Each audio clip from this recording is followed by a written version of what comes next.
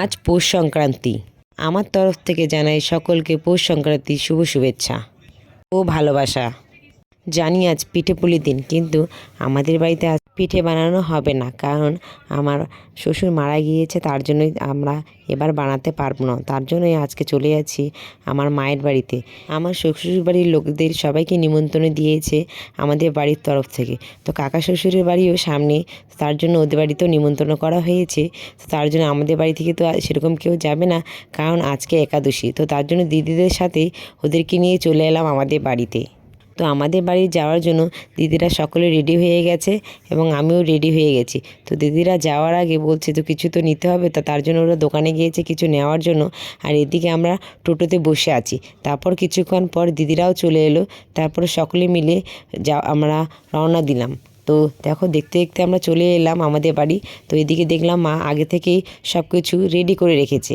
তো এখন শুরু করে দিয়েছে এখানে বানানো। তারপর আমরাও চলে এলাম একটু হেল্প করার জন্য, যে একটু সাহায্য করি। আর বড় দিদি তো কাজেই লেগে পড়েছে, তারপরে আমিও এদিকে হেল্প করছি। তো মাকে বললাম এগুলো করে দিতে, আমরা বসে বসে এটা বানাবো। মা একা হাতে তো এত কিছু করতে পারবে না। তো তার জন্য মা কিছুটা পিঠে বানিয়ে মা চলে গেল পুজো দিতে। তারপর এদিকে দিদিরাও এদিকে করছে, এদিকে আমিও করে দিচ্ছি। এদিকে আবার বোন আমাদের জন্য রান্না বসিয়ে দিয়েছে। ও রান্না করছে পনিরের সবজি, কারণ আজকে কোনো আমিষ খাবার চলবে না, আজকে নিরামিষ খাবো তার জন্য। তো এখানে দেখো আমাদের পিঠের জন্য সব কিছু রেডি হয়ে গেছে। এদিকে প্রথমে বানাচ্ছি আমরা সবাই মিলে কুলি পিঠে। দেখো কতগুলো বানিয়ে ফেলেছি, আরও অনেকটা বাকি আছে।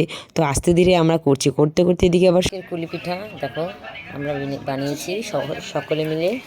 এই যেখানে দিদি বানাচ্ছে এখন পর্যন্ত, এদিকে তনু বানিয়েছে।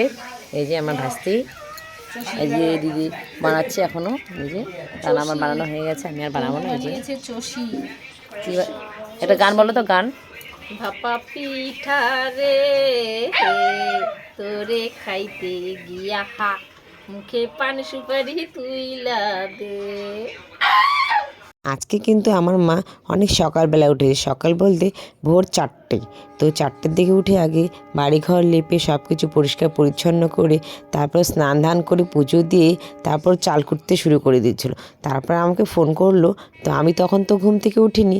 তারপর কিছুক্ষণ পর উঠে দেখলাম ফোন করেছে। তো তারপরে ফোনটা তুলে দেখি মার এত কিছু হয়ে গেছে। তো ভাবলাম আমি এখন পর্যন্ত শুয়ে আছি। তারপরে আমিও ঝটপট উঠে গেলাম। উঠে গিয়ে সব কাজকর্ম করে সকলে দিদিদেরকে নিয়ে আমিও চলে এলাম এখানে মায়ের বাড়িতে। আগে কিন্তু আমার মায়ের সাথে কিন্তু আমি হাত লাগিয়ে পিঠে বানাতাম, এখন আর সেরকম তো হয় না।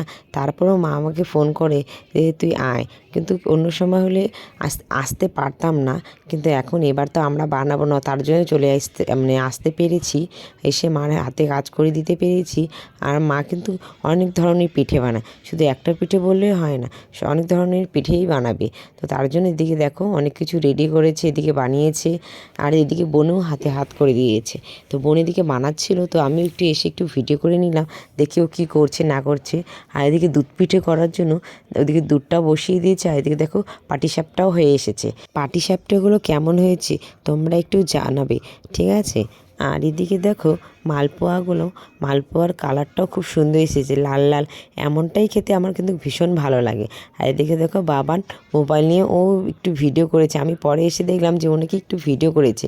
আর এদিকেও সন্ধ্যা হয়ে গেছে, এখন আমাদের বাড়ি যাওয়ার পালা। তো তার জন্য দিদিদের সাথে সবাই আমরা রেডি হয়ে গেলাম, এখন বাড়ি যাব। তো তার জন্য টোটোওয়ালাকে ফোন করা হলো।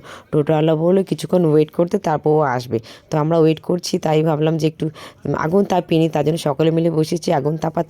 তো আগুন তাপিয়ে আমরা এখন বাড়ির পথে রওনা দিব। তো ভিডিওটা কেমন লাগলো জানাবে, আজকের দিনটি কেমন কাটলো আমাদের। সকলকে গুড নাইট, সুইট ড্রিম।